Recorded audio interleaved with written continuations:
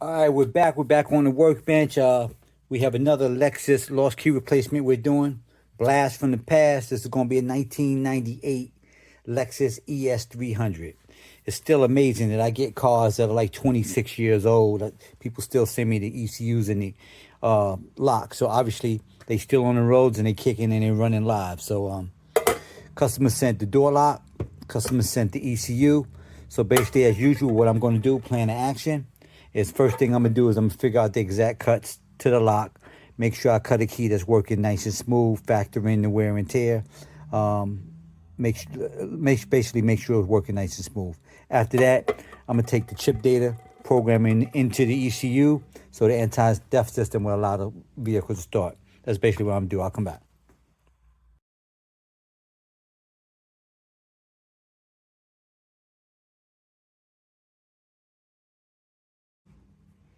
All right, this puppy's done. Another job completed. Here you go.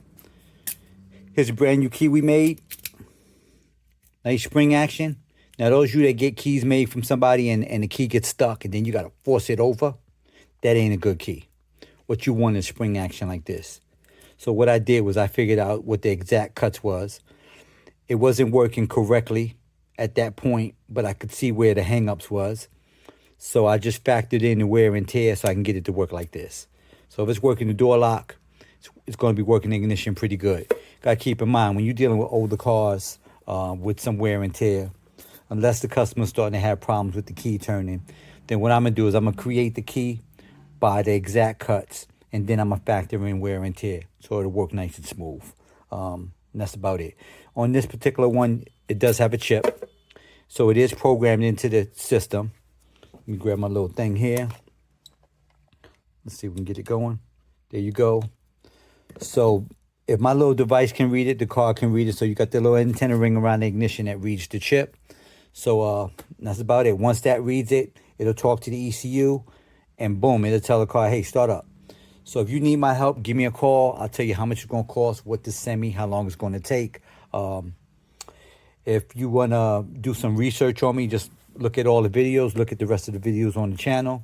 That'll give you a good idea of what I do, how long I've been doing it. I got videos going back for at least 10 years now. Ain't really much to say. Now, those of you are having trouble finding people in your area, like I always say, it's a couple reasons.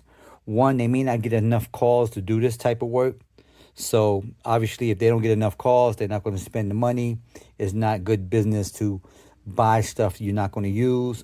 Or two, they don't have the training. So just keep that in mind. I would make sure you ask the right questions when you're looking for somebody to help you. How many have they done? You know, do you do this a lot? You know, stuff like that. Like I said, my videos are, the oldest videos is probably 10 plus years. So you don't have to send your units to me if you don't want to. But I do have a lot of experience doing these. I do these all the time, basically.